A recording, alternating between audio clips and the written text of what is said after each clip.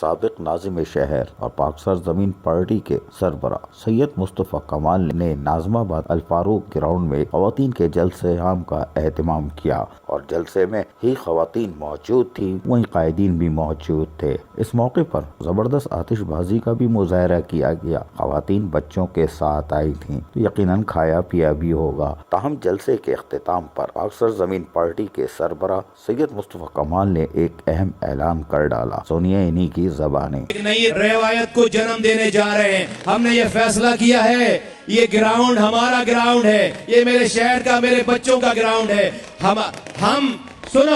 ہم نے یہ فیصلہ کیا ہے کہ اس آتش بازی کے بعد میں اور میرے تمام ذمہ داران اور ساتھی ہاتھوں میں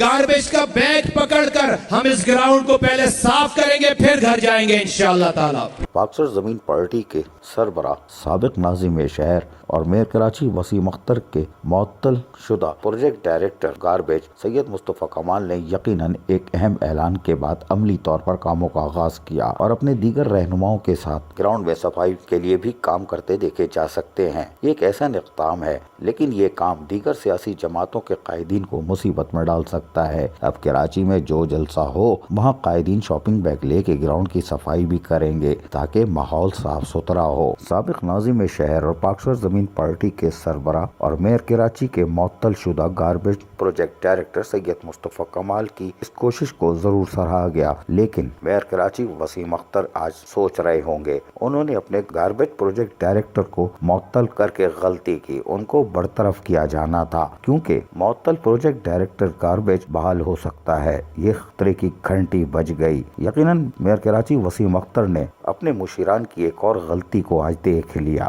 عزیز عارف، KBS بلدیاتی نیوز کراچی۔